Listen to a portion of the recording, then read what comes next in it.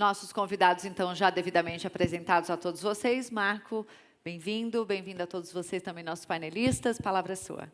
Obrigado, Vanessa. Bom, começar agradecendo a presença, Nando, Marcelo, Ricardo, veteranos aqui já, né, no TAG Summit. Bom, a ideia aqui é falar um pouquinho de Private Equity, Venture Capital. Acho que é um mercado que se desenvolveu muito, né, nesses últimos anos aqui no Brasil. Retornos super atrativos. Quando a gente olha a indústria lá fora, né, é um mercado que avançou muito em termos de tamanho de alocação, dentro tanto do portfólio de famílias e de private, como no portfólio de grandes fundações, né? Então, a ideia é falar um pouquinho aqui de como isso ainda tem a se desenvolver e a crescer dentro das carteiras aqui, que é um negócio que ainda é muito menor. A gente teve um painel anterior que levantou um monte de bola para a gente cortar aqui, né? Falando muito sobre empreendedorismo, sobre como tem gente querendo fazer esse negócio acontecer no Brasil. Então, acho que tem muito assunto aqui para a gente falar. Bom, vamos começar, acho que com as devidas apresentações. Se puder começar pelo Nando, falar um pouquinho de você, um pouquinho da Crescera, e depois a gente entra mais no assunto. Bom dia, obrigado, Marco. Obrigado à TAG pela oportunidade. Meu nome é Fernando, eu sou Head de Venture Capital e Managing Partner na Crescera Capital. Crescera Capital é uma casa aí já com uma longa história. Estamos trabalhando, um time que trabalha junto aí basicamente desde 2009. Passamos aí, né, até pouco tempo atrás, a gente era Bozano Investimentos. A gente tem mais ou menos 6 bi sob gestão em duas práticas, Venture Capital e Private Equity. Private Equity, a gente está na reta final de investimento do nosso fundo flagship, né? Nesse fundo, a gente tem aí ativos como Nelogica, por exemplo, que é uma das empresas de destaque aí na área de tecnologia aqui no Brasil. E no Venture Capital, nós estamos indo para o nosso quarto fundo, que a gente vai iniciar a captação agora, um fundo mais focado em early stage. E dentro do mundo do Venture Capital, a gente vai desde o early stage até um pouco mais growth. Esse é um pouco da nossa estratégia. Marcelo, por favor, conta um pouquinho aí da sua trajetória. Bom dia para todos. Obrigado, Bisma, TAG, por mais um convite. Sempre bom estar aqui. Eu sou um dos founders e managing partner da Domo. A Domo é uma gestora de Venture Capital focada em early stage. Nós temos hoje 4 fundos na casa, em torno de 500 milhões sob gestão, 550 milhões sob gestão, e também estamos saindo para captar aí o nosso quarto fundo de seed e o 5º fundo da casa aí num futuro bem próximo. Historicamente, a nossa história, né, é de investimentos no pré-seed e no seed, né? A gente tem um fundo que é o Fundo Anjo, que é um fundo basicamente ancorado pelo BNDES e outros bancos aí de fomento, onde a gente investe bem no comecinho, co-investindo com grupos de anjos e anjos aqui no Brasil. E os nossos fundos tradicionais, que são os fundos de seed, onde a gente gosta de liderar o primeiro round institucional da empresa e ajudar a empresa aí a passar de CNPJ de 10 funcionários para poder entregar na Série A uma empresa com 70, 100 funcionários bastante bem estruturada. Obrigado, Marcelo. Agora, Ricardo, conta um pouquinho da sua história, da Signal, por favor. Bom dia a todos. Bom dia também pessoal que está online. O Marco falou que temos aí mais de 500 pessoas assistindo online. Obrigado pelo convite para a TAG. Eu sou sócio fundador da Signal Capital, gestora que desde 2011 provê capital e liquidez para gestores e investidores em private equity aqui no Brasil. A gente tem uma estratégia onde a gente monta portfólios muito bem construídos com primários, né, que é a parte de fundos, com investimentos e secundários. E a nossa ideia está cada vez mais levando essa estratégia e alocação em private equity para o mercado brasileiro. Acho que a gente tem estratégias bem complementares aqui, né? Então, eu queria aproveitar o momento também para entrar um pouquinho mais no detalhe de cada uma dessas estratégias, nicho de atuação e processo de investimento. Então, puder começar com o Nando e depois a gente continua. Vou agora para o mundo mais do venture, né? Assim, a gestora Crescera como um todo, a gente é uma gestora especialista, né? Então, a gente não investe em qualquer setor. Nós temos os setores onde a gente tem um saber bem consolidado, uma expertise bastante profunda. Então, quais são esses setores? Tecnologia, educação, saúde, varejo e serviços. Né? Então, cada um desses setores, a gente já tem os cases realmente bem de sucesso. Então, por exemplo, a educação. A gente teve a Afya, que foi um IPO que a gente fez na Nasdaq. Fizemos o desinvestimento total, inclusive o fundo de Private Equity, que foi o nosso fundo 3, que foi o que investiu na Afya, deu um retorno de quase 8 vezes o capital num fundo de Private Equity, o que é uma coisa espetacular aqui para o Brasil. Em tecnologia, a gente basicamente tem vários investimentos, tanto no Private Equity como no Venture Capital. A gente tem alguns cases bem interessantes de saídas também no Venture Capital. Então, por exemplo, ano retrasado, a gente vendeu uma das empresas do nosso fundo 2, que é um fundo mais early stage. A gente fez 60 vezes o capital investido, o que também é um baita retorno aqui para o nível, quando a gente está falando de Brasil. Então, o processo de investimento nosso, então, por sermos especialistas e realmente gostar de aprofundar, e a gente é muito hands-on com o empreendedor, a gente, em geral, quer atrair empreendedores que vejam valor adicional nisso. Né? A gente sabe que dinheiro tem, né? Aqui a gente tem outras 2 gestoras que também são muito hands-on. Dinheiro não falta. Se você é empreendedor, tem um bom projeto, você vai conseguir dinheiro de uma forma ou de outra. O que a gente se propõe aqui como Crescera me ver além do saco de dinheiro. Eu vou trazer algo a mais para você. Então, por exemplo, no caso da Afya, vou dar o exemplo aqui no Private Equity, mas isso se aplica também para o Venture Capital, a gente fez uma tese de consolidação. Os founders lá da Afya não tinham a menor ideia de como fazer isso. A gente juntou, fez vários investimentos, consolidamos, fizemos M&As, etc. E criamos esse bicho que virou a Afya, que depois foi esse case bem sucedido. No próprio Venture Capital, a gente investiu, por exemplo, na Vind, que foi uma empresa que a gente vendeu, aí fizemos mais de 10 vezes o retorno também, vendemos para a Local Web, inclusive, em 2020, 2021.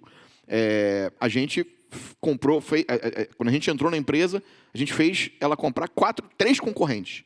Então, a gente gosta de fazer essa atuação, é muito próximo, a gente traz uma camada de valor adicional para os empreendedores e a gente gosta do empreendedor que vê valor nisso.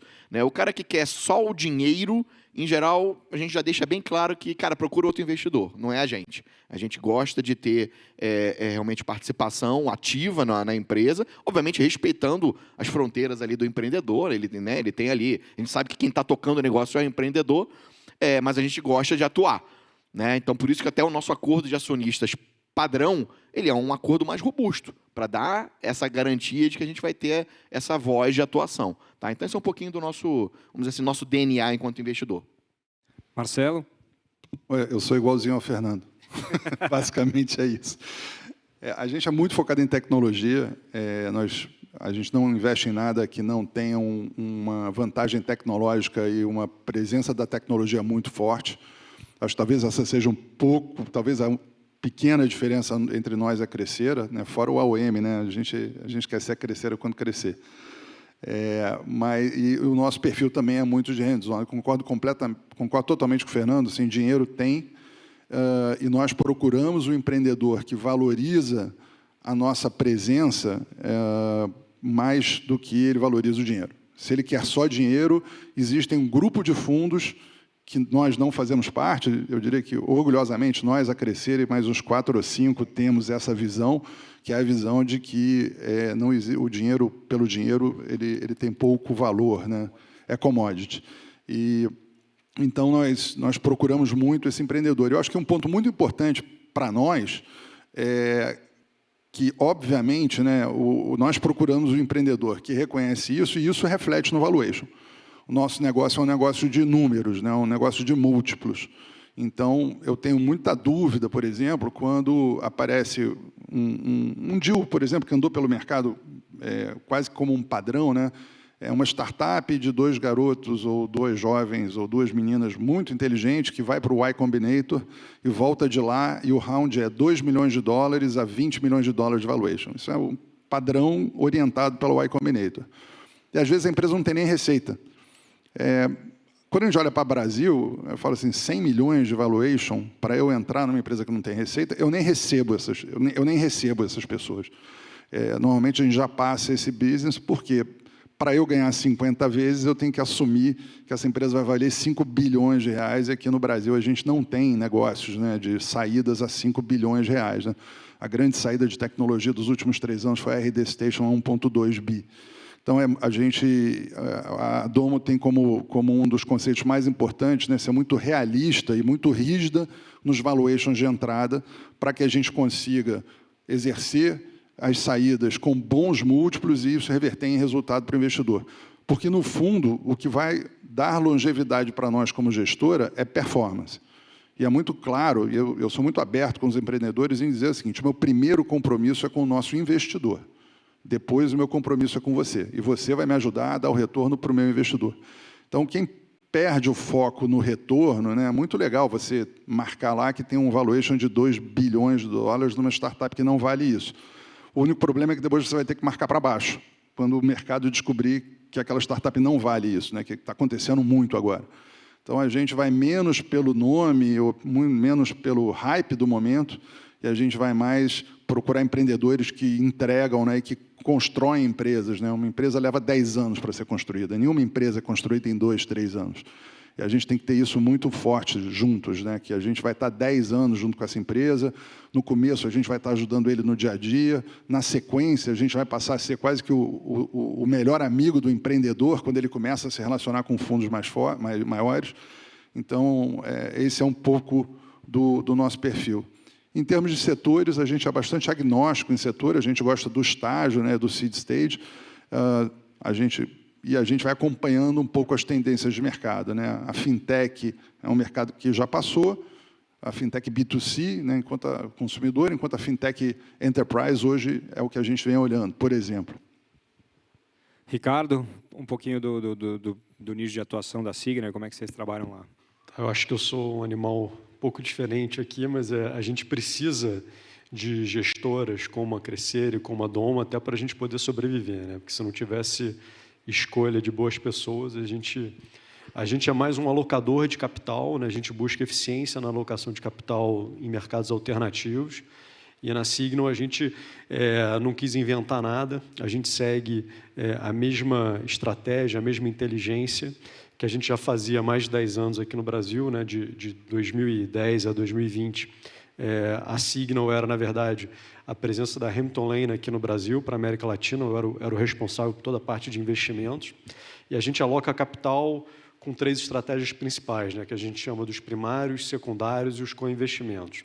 O primário é a parte de fundo de fundos, é onde a gente vai fazer a diligência exaustiva e selecionar gestores como a Domo, como a Crescera, para compor parte da nossa carteira, né?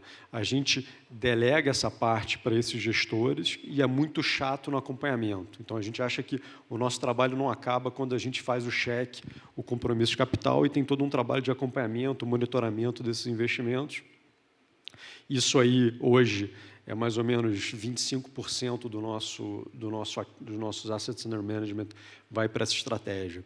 E aí você tem a maioria do capital hoje, que é um pouco o que eu falei no início, que é a Signal ser enxergada como um provedor de liquidez e capital para os gestores e para os investidores, né? E por que eu gosto de falar dos dois lados? Porque a gente tem, na parte de secundário, onde eu vou prover liquidez para o investidor que quer sair de um compromisso de um fundo antes do tempo. E não necessariamente esse investidor quer sair porque aquele investimento está indo mal.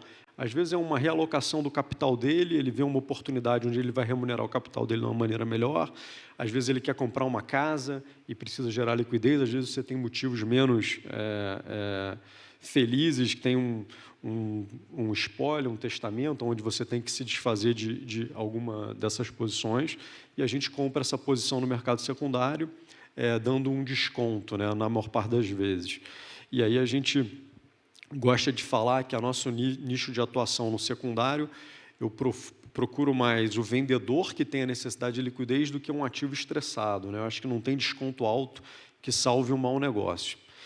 E aí, quando você vai para a parte do gestor, às vezes o gestor também de private equity ou de venture capital, ele quer fazer uma gestão dos ativos dele de uma forma um pouco mais ativa e ele busca um player como a Signal para dar uma solução de liquidez para ele. Às vezes ele quer sair de algumas empresas para devolver dinheiro para os investidores dele, com isso vir para um processo de captação de um próximo fundo.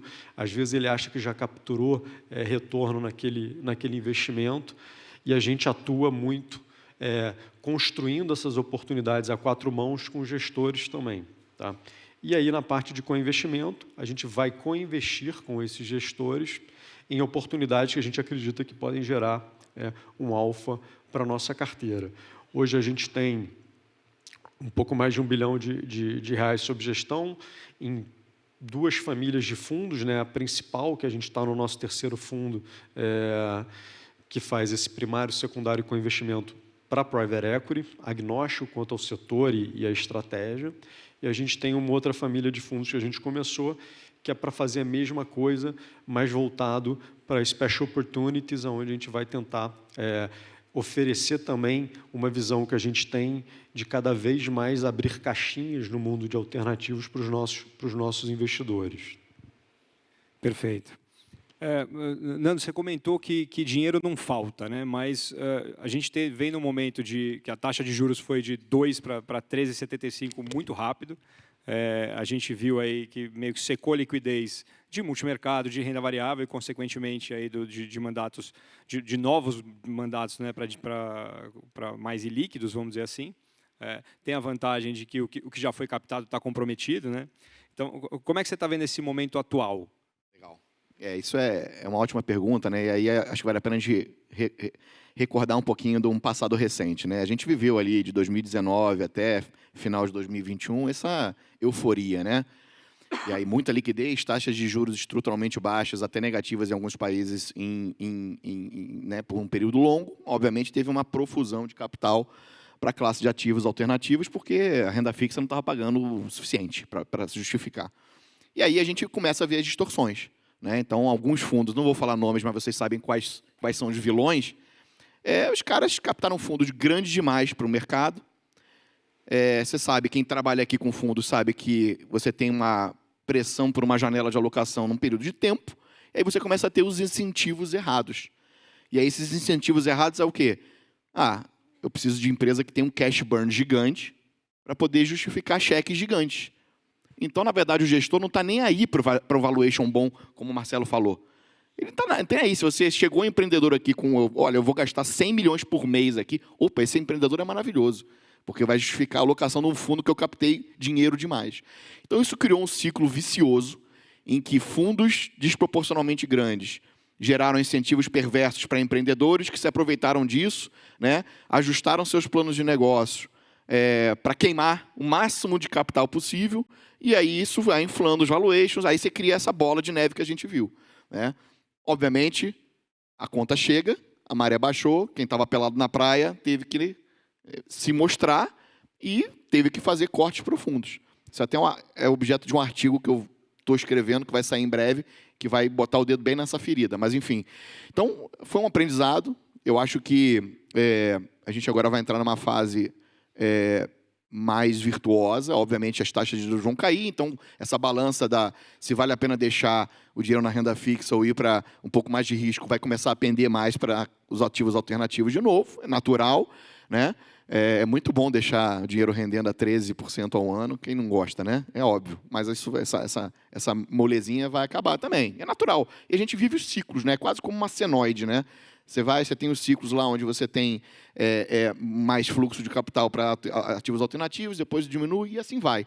O que eu acho agora é que, como aprendizado que a gente vai ver para gestores, principalmente, é que a barra subiu. Né? Então, aquele empreendedor que chega com valuation de 100 milhões, eu também deixei de receber vários. Esse cara é surtado, 100 milhões sem faturamento. Tipo assim, não faz o menor sentido.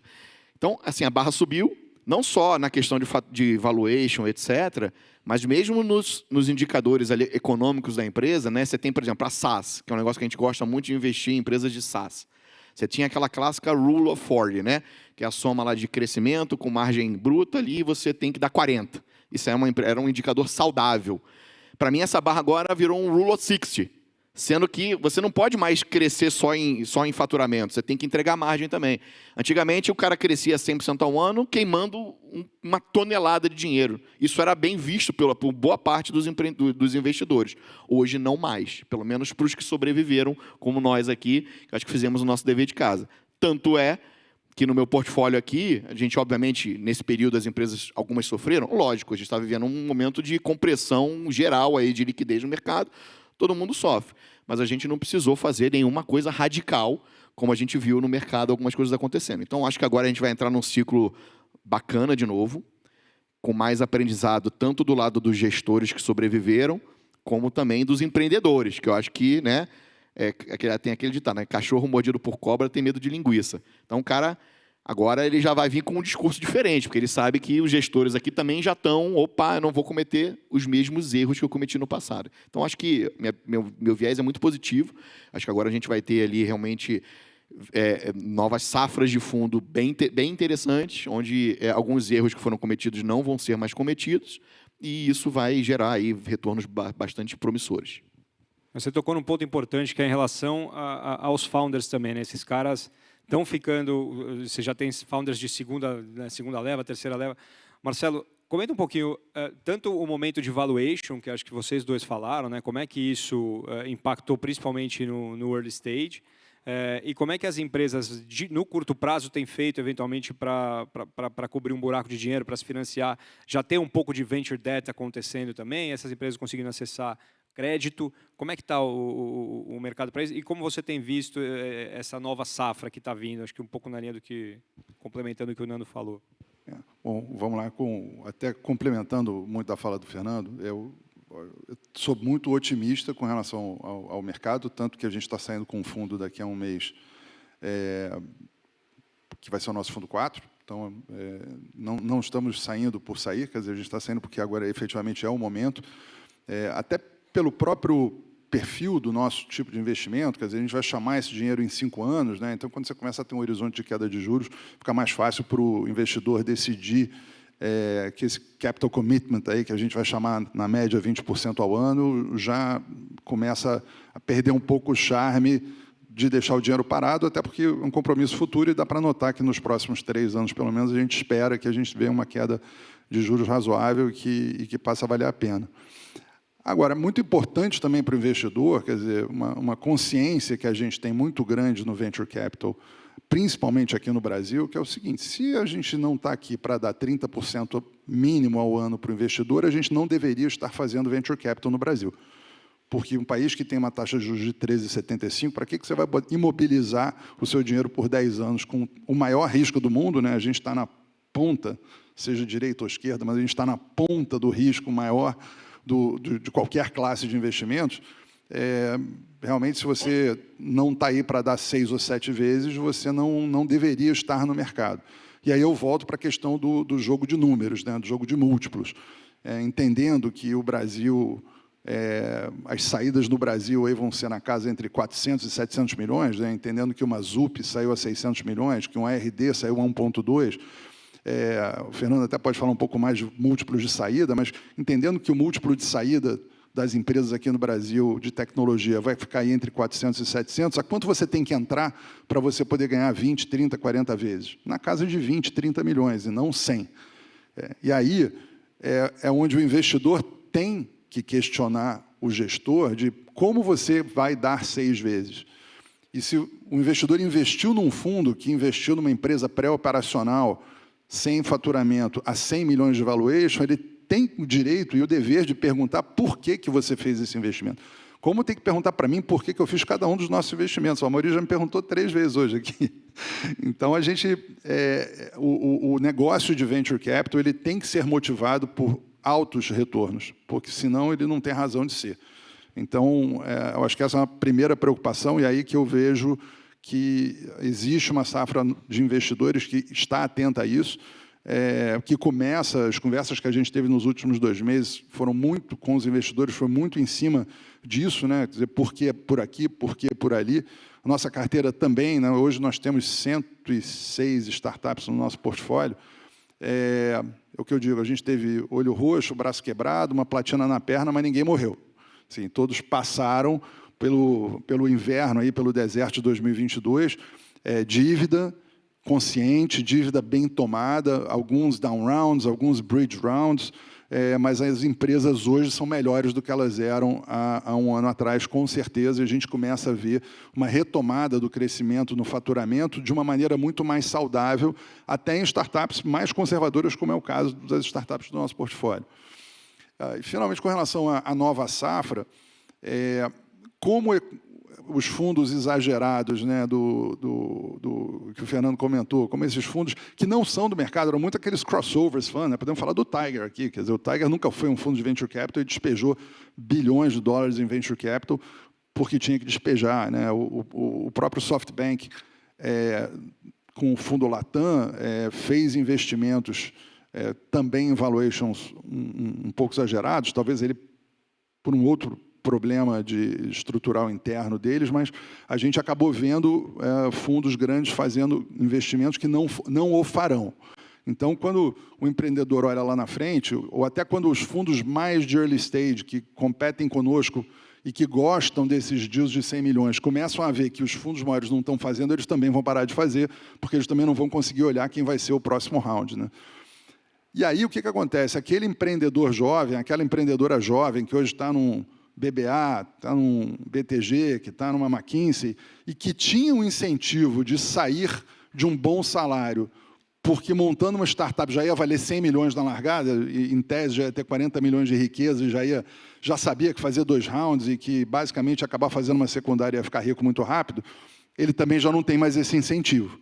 Então, como ele não tem mais esse incentivo, a gente entende que os empreendedores dessa safra são empreendedores que efetivamente querem montar uma empresa dentro do custo de oportunidade que o mercado está dando. Ou seja, são profissionais que vivem aquele problema de uma maneira corporativa, que sabem como resolver aquele problema e que saem para resolver aquele problema que eles viveram do outro lado da mesa. Normalmente, a gente vai ver um grupo de empreendedores e empreendedoras mais maduro nessa safra, menos jovem, com mais conhecimento daquele mercado que eles estão entrando.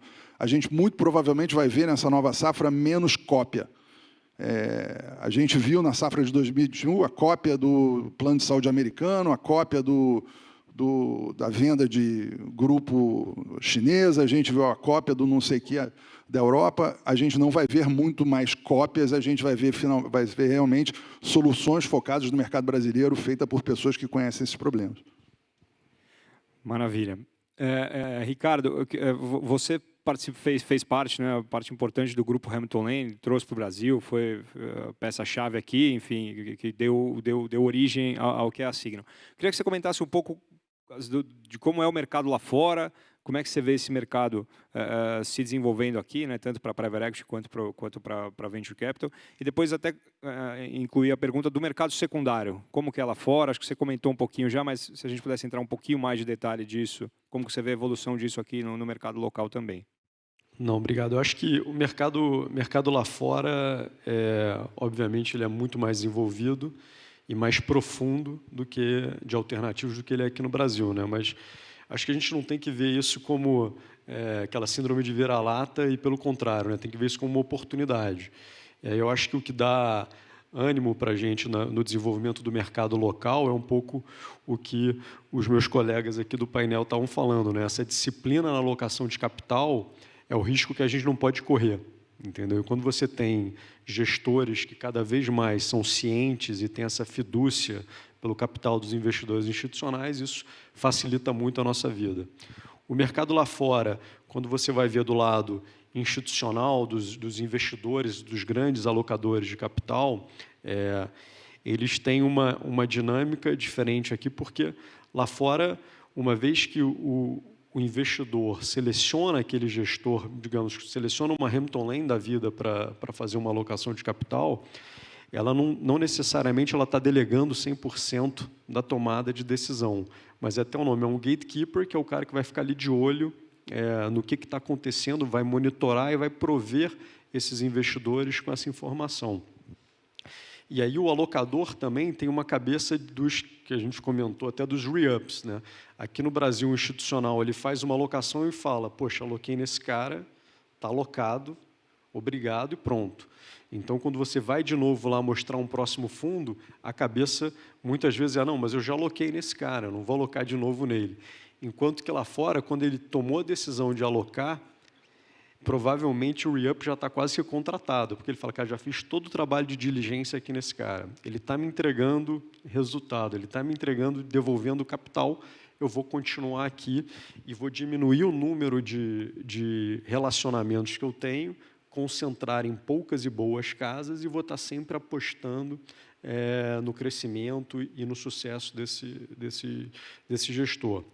Outra coisa também que aqui, e aí eu posso falar com muito menos conhecimento do que você até, mas a nossa visão é que aqui o investidor institucional, quando ele toma uma decisão de alocar em alternativos, ele faz meio que uma decisão informada, corajosa, às vezes muito contra o consenso até do resto do mercado, mas é uma coisa só. Enquanto você vai ver a parte líquida, ele faz 5, 6, 7, 8, 10 alocações em caras de equities. Quando você vai ver, tem um mega overlap entre as posições, mas ele está tranquilo. Enquanto que lá fora você vê ele botando na Hamilton Lane, mas bota também na Partners Group, bota na Harbor Vest, bota em vários e faz um pouco de diversificação nessa alocação. Isso lá fora. As seguradoras lá fora também muito mais presentes nesse mercado de investimentos em alternativos. Aqui acho que no Brasil é muito incipiente ainda a alocação desses players, mas a gente também vê de uma maneira muito positiva e construtiva, né?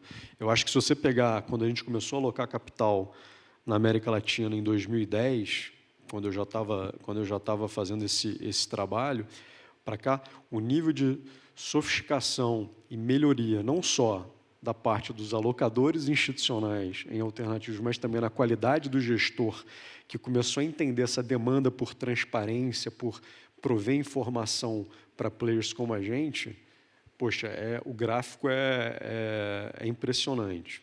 Tá?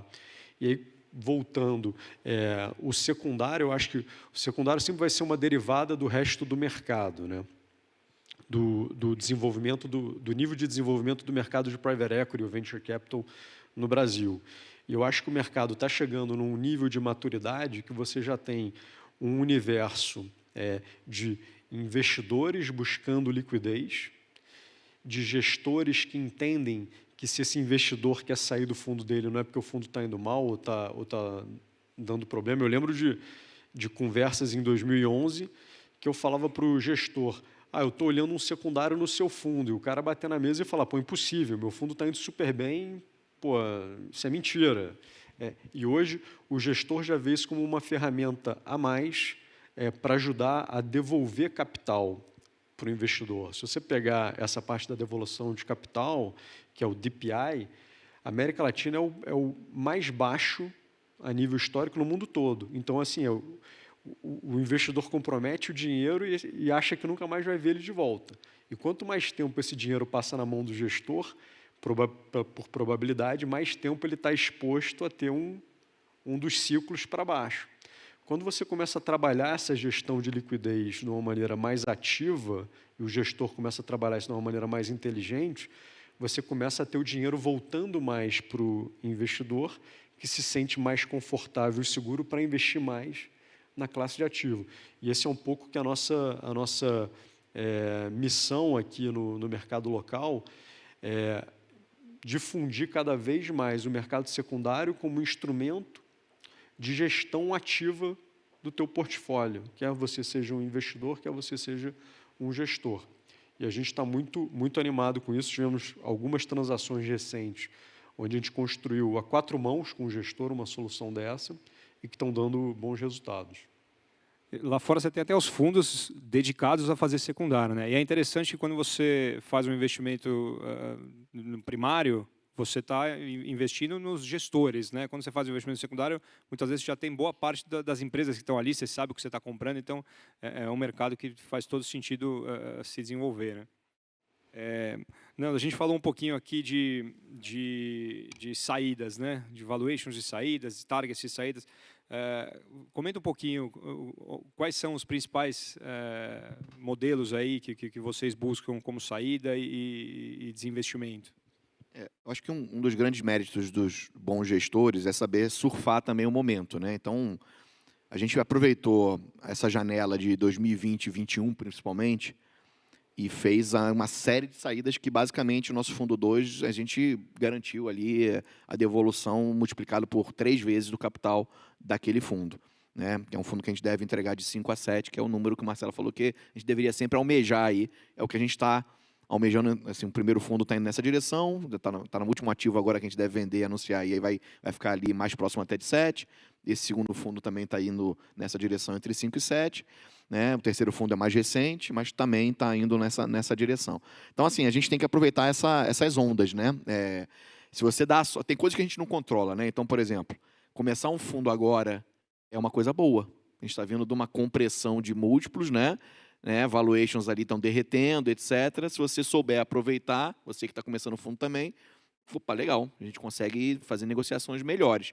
Investir lá em 2020 e 2021 foi difícil, né? A gente sabe disso. Mas aí, por outro lado, é o seguinte, tá bom, tá um momento de euforia, vamos vender.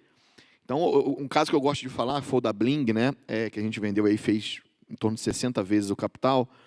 Foi curioso, porque a gente vendeu para a Local Web, a gente já tinha vendido a Vind para a Local Web, e aí a questão dessa coisa do... Né, o gestor ele tem que ter a visão financista, mas tem que ter esse lado empreendedor também, de saber, às vezes, construir soluções criativas. E como é que a gente conseguiu esse múltiplo, né, nessa venda? Né? Basicamente é o seguinte, a gente vendeu a Vind para a Local Web fazendo um múltiplo de 10 vezes a ARR, que na época era um múltiplo bom para empresas de SaaS, etc. e tal. A Bling a gente vendeu basicamente próximo de 30 vezes a ARR, que é um múltiplo totalmente fora da realidade. Totalmente fora da realidade. Mas como é que a gente conseguiu isso? A gente, quando estava negociando a Vind com a Local Web, viu que a estratégia, a Local Web tinha acabado de fazer um follow-on na Bolsa, né, levantou R$1 bi aí para fazer aquisições, e a gente pescou ali de que eles estavam fazendo uma série de aquisições, mas faltava uma espinha dorsal, que era exatamente o que a Bling era, um ERP focado na base da pirâmide. Aí acabou a venda da Vind, a gente botou um dinheiro na conta do fundo, ok, chamei de novo a Local Web, falei, Local Web, eu tenho uma boa e uma má notícia para te dar. A boa notícia é que eu achei exatamente a empresa que você está buscando. Aí mostramos lá para a turma lá, pessoal, aliás, super parceiros, etc., e eles ficaram, pô, legal, mas qual é a má notícia? Eu falei, a má notícia é que você não vai pagar só 10 vezes a ARR que você pagou com a gente. E aí é a questão do momento, né? Às vezes é aquele alinhamento planetário que o gestor tem que estar muito ciente. A Local Web estava tradando no all-time high na bolsa deles. Então eu falei, então esquece múltiplo, vamos fazer esquece 10x vezes a ARR, vamos fazer uma arbitragem de múltiplo aqui. Você está tradando a, sei lá, 30 vezes de receita na bolsa, então me paga ali 20 e tantas vezes de receita, você ainda vai ganhar. Como a Bling é mais lucrativa do que a Local Web, quando ela for incorporada no teu balanço, ela vai no teu múltiplo. Então, para você vai ser bom para todo mundo. Para mim foi bom, para você foi bom. Ele ainda teve uma arbitragem em cima da gente e foi, enfim, foi uma transação assim. Então, às vezes são essas... É óbvio que a gente tem que sempre buscar os múltiplos que são compatíveis ali com o mercado, mas de vez em quando o cenário sorri para você num alinhamento planetário. Aí você tem que buscar um negócio desse. Né? Então, a gente, obviamente, quando a gente está negociando a saída das empresas, obviamente você tem que ter um conhecimento profundo do setor onde a empresa está, porque cada setor tem múltiplos diferentes. Obviamente, a saída para um estratégico sempre é a mais desejada, onde você tem ali a possibilidade de ter múltiplos maiores, é o que a gente sempre persegue, nem sempre dá. Mas, obviamente, você ter um alinhamento com o empreendedor. Porque a pior coisa que pode ter, e isso sempre dá, é o que eu chamo de TPV, tensão pré-venda. Quando começa a negociação no empreendedor lá, né, vem um estratégico, aí ele começa a ficar tenso, você sente a tensão, né? Porque é o negócio da vida dele, cara. Pô, o cara está ali, às vezes, 10 anos fazendo aquela empresa, é o grande finale dele, e o fundo, às vezes, faz o papel um pouco chato. Porque eu sou o cara que tem que chegar para o empreendedor e falar assim, calma, menos feliz. Menos, baixa a bola. Faz cara de mal na reunião, etc. E isso às vezes incomoda o empreendedor. Mas quando você tem uma parceria, né, com o empreendedor, quando você é um investidor que é ativo, construtivo, como é o caso aqui nosso, e da Domo, por exemplo, que a gente atua justamente de mão dada com o empreendedor, cara, você constrói uma relação, como ele disse, às vezes você tem mais relação de tempo ali com o empreendedor do que a esposa ou o marido do empreendedor ou empreendedora. E aí você vai construindo esse negócio e fica uma história bacana. Tanto é que empreendedores de empresas que a gente vendeu, em geral, botam dinheiro no nosso fundo, Isso para mim, o maior resultado de que, pô, eu acho que eu estou fazendo um bom trabalho é quando tem um empreendedor, uma empresa que a gente investiu, fez o full cycle lá, a gente ajudou ele a vender, e ele bate na nossa porta e quer botar dinheiro no seu fundo. Mais do que isso, por exemplo, o Rodrigo Dantas da Vindi, que foi empreendedor da Vindi, ele não só botou dinheiro, mas ele também está trabalhando com a gente agora. Ele quis trabalhar com a gente. Pô, eu quero trabalhar com vocês. Entendeu? Então, assim, é isso. Quando você é um investidor construtivo, né, que realmente tem essa cumplicidade com o empreendedor, na alegria e na tristeza, a construção de uma saída fica muito mais suave. Porque esses ruídos, quando você está num processo de venda, é que, às vezes, destrói uma possibilidade de uma boa venda. Então, estamos lidando com gente, pessoas. Nosso business é um business de pessoas.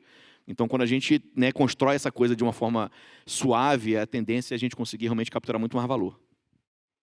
Marcelo, eu queria que você comentasse um pouquinho, acho que complementando também nessa mesma linha, o papel do gestor de Venture Capital, né? Porque quando você pega, por exemplo, o gestor de equity, você pode ter 100 gestores com a mesma posição, né? Aqui não, você tem que ter realmente gerar um diferencial para trazer aquela empresa, enfim, para ser o principal investidor daquela empresa. E, agregado a isso, a gente vê uma colaboração também entre os agentes, né? Sejam fundos de Venture Capital fazendo rodadas juntos, ou então uma próxima rodada liderada por um Private Equity, ou um fundo que trabalha com estágios mais avançados. Então, queria que você comentasse um pouquinho sobre essa colaboração entre os agentes também. O nosso mercado é um mercado altamente colaborativo, né? A definição acadêmica, né, do Venture Capital é você diminuir o risco de execução de uma empresa através de rounds sucessivos de equity. Rounds sucessivos significa que vários fundos, né, ou vários investidores vão interagir durante a vida da empresa e durante uma boa parte da empresa estarão vivendo juntos, né? Pelo menos, por exemplo, nós que o anjo começa a sair aí, às vezes numa A, às vezes numa B. Nós que entramos no seed, podemos começar a sair numa B, mas vamos talvez ter uma oportunidade de saída na série C. Isso quer dizer que a gente vai conviver. Então, o mercado ele é naturalmente um mercado colaborativo. E a outra coisa que a gente aprende muito cedo, quando a gente começa a trabalhar com Venture Capital, é que duas cabeças pensam melhor do que uma. E é muito natural para nós, por exemplo, se a gente tem um investimento, um round de 10 milhões, a gente quer colocar 6 milhões, a gente automaticamente ligar para os amigos e falar, cara, vamos fazer junto? Porque a gente vai procurar um fundo que nos complemente para aquela empresa, né, dentro da necessidade ou da característica daquela empresa. Então, eu acho que isso para quem veio de banco de investimento como eu, que é um mercado altamente competitivo, foi uma surpresa agradável encerrar o terceiro terço da minha vida, passar fazendo num evento, num mundo muito colaborativo. Então, assim, eu acho que talvez essa seja a grande vantagem do Venture Capital, é exatamente assim, a gente trabalhar junto e em prol de um sucesso comum. Ricardo, eu queria que você comentasse um pouquinho sobre os desafios de investir no longo prazo, né? A gente vê, trabalhando tanto com pessoa física como com fundação, história da curva J, precificação de mercado, esse negócio ao longo do tempo. Queria que você comentasse um pouco desses desafios e, eventualmente, se tem formas da gente mitigar. Acho que é importante a gente ter programas de investimento ao longo do tempo, sem dúvida, é um dos caminhos, né? Comenta um pouco sobre isso, por favor. Não, acho que o principal desafio da classe de ativos, eu acho que é acabar com um pouco da desmistificação que é uma caixa preta, né? E aí é muito do nosso trabalho, que é cada vez mais trabalhar com educação e provendo informação para o mercado, de forma geral, para mostrar que bem feito não é um bicho de 7 cabeças, né? Bem feito, com boa diversificação.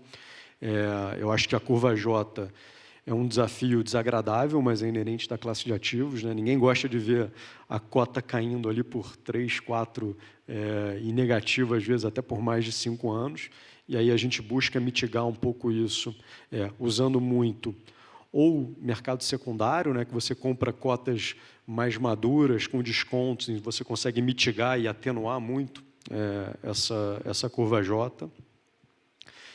Com estruturas, às vezes, de pré-pagamentos ou de liquidez ao longo da vida do investimento, né? Então, quando a gente vai fazer qualquer análise de investimento, a gente faz uma análise que é o perfil de DPI, o DPI profile daquele investimento, e ver aonde que eu posso devolver dinheiro para o meu investidor ao longo da vida daquele investimento, quer seja por um pagamento de dividendos, quer seja pelo um recap que aquela empresa vai fazer.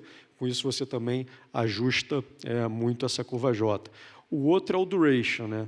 Você, como mencionou, esse investimento de longo prazo, você pensar que teu dinheiro potencialmente pode ficar alocado durante 8, 10 anos em um ativo, num país como o Brasil, onde até o passado é incerto, é desafiador. E aí a gente busca também, através de instrumentos de mercado secundário ou de co-investimento, reduzir o duration dos fundos e devolver capital com um pouco mais de recorrência. E aí é um instrumento que a gente vem tentando cada vez mais implementar, que é, mesmo num co-investimento onde eu, na maior parte das vezes, estou bem alinhado com o gestor líder da transação, eu não necessariamente tenho que esperar ele sair daquele investimento. Se eu atingir o meu target ali de múltiplo, 3 vezes o capital, 2,8 vezes o capital e uma tira ali acima de 30%, eu posso sair desse investimento e devolver capital para o meu cotista. Mas, assim, é um desafio também, porque é um mercado de pessoas, né, como você falou, e você está interagindo com outras pessoas que nem sempre têm a mesma racionalidade que você busca, né? Então, tem outros agentes que são irracionais. Então, até o desafio de retenção de time e equipe nas gestoras e formação das equipes futuras é um desafio enorme e que a gente tem que enfrentar e a gente tenta ser pragmático, como eles falaram aqui no painel anterior, e objetivo. Só complementando aqui também, eu acho que muito boa aí a colocação. O Venture Capital no Brasil realmente a gente ainda está aí longe de estar na maturidade ainda. Estamos evoluindo bastante, mas é algo que ainda tem um chão aí pela frente. E se você olha, uma das críticas que eu faço, e é natural para o mercado que está em evolução, os fundos de Venture Capital, na média, têm durado tempo demais. Tem muito fundo aí que está rodando já há 13, 14, tem fundo que está rodando há 15 anos. Aí a curva J, que deveria ser assim, é o que eu chamo de curva Nike, né? Ela faz assim, aí vai assim e tal, parece o símbolo da Nike, né? Então, isso é um negócio que o mercado vai evoluindo, a gente vai melhorando, mas é um desafio que a gente tem aí de realmente fazer essa, né, fazer os investimentos dentro do prazo, também desinvestir dentro do prazo, né? E no Brasil o desafio ainda é adicional, né? Porque a gente tem esses solavancos, e aí você às vezes dá o azar de seu período de investimento cair numa crise, num momento de crise política em que o mercado se fecha, você não controla, né? Então, de novo, mas são os solavancos que a gente vai vivendo aqui, e aí, de novo, faz o gestor brasileiro, provavelmente é o que tem a maior casca dentre os gestores globais, porque para viver aqui nesse país e fazer um bom trabalho com os desafios que a gente tem, não é fácil, não. Não só o gestor, como o empreendedor, né? Total. O empreendedor é o que eu chamo... Eu não gosto do termo unicórnio, né? Eu sou um crítico do termo unicórnio, porque é um termo que não é inclusivo, né? Porque ele só avalia o valuation, ele só julga o empreendedor pelo valuation e não pela capacidade dele. Por exemplo, a Bling, ela não virou um unicórnio, um bi de dólar, mas ela deu 60 vezes de retorno. Não tá bom? Né? Eu gosto da cabra da montanha. Quem já viu no YouTube lá a cabra que escala a montanha, esse é o empreendedor brasileiro, porque empreender aqui no Brasil é escalar uma montanha por dia. E é um bicho muito mais resiliente e é um bicho real, né? Eu nunca vi um unicórnio de verdade. Bom, a gente está chegando aqui no finalzinho do nosso tempo. A gente comentou quando estava fazendo o alinhamento que tinha assunto para 3 horas, realmente tem. Acho que eu queria colocar só que é muito interessante ver a evolução desse mercado no Brasil e acho que a gente está num ponto onde o Brasil é um país que tem quando você fala de tecnologia, por exemplo, né, tem muito, é um mercado consumidor muito grande. Eu lembro de uma apresentação que eu vi de alguns números, que acho que o Brasil é o segundo maior mercado do WhatsApp, segundo do Instagram, é o maior de língua não inglesa do Netflix. Acho que Uber, São Paulo e Rio são a primeira e terceira cidade, enfim, é um mercado consumidor enorme de tecnologia também. E tem muitas dores, né? Setor de saúde, setor de educação, e isso gera muita oportunidade, acho que, para o nosso negócio aqui de Venture Capital, Private Equity e de investimentos em geral. Então, estamos chegando aqui no final do tempo, queria agradecer, Nando, Marcelo, Ricardo, obrigado aí pelo tempo de vocês, pela presença. Valeu.